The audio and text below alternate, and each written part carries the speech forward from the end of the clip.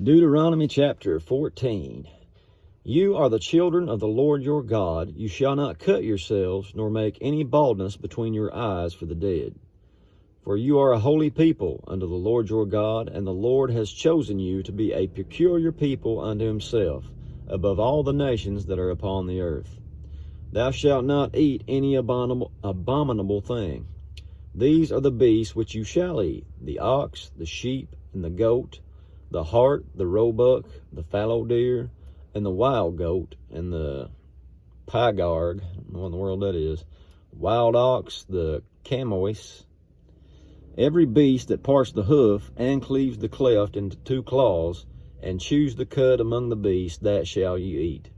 Nevertheless, these you shall not eat of them that chew the cud, or of them that divide the cloven hoof, as the camel, and the hare, and the coney. For they chew the cud, but divide not the hoof. Therefore they are unclean unto you. And the swine, because it divides the hoof, yet chews not the cud, it is unclean to you. You shall not eat of their flesh, nor touch their dead carcass.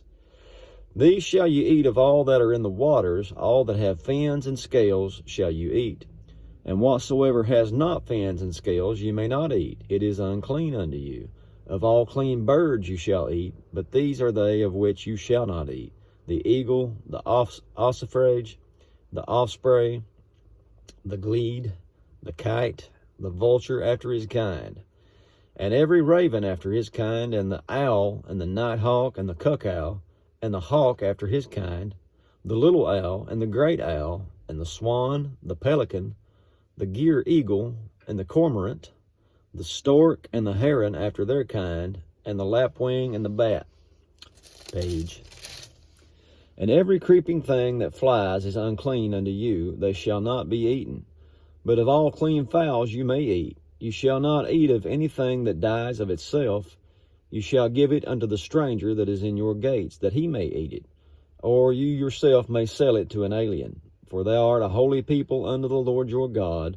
Thou shalt not see the kid in his mother's milk.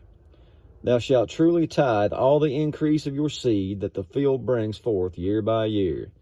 And you shall eat before the Lord your God in the place which he shall choose to place his name there, the tithe of thy corn, your wine, oil, the firstlings of your herds and of your flocks, that you may learn to fear the Lord your God always.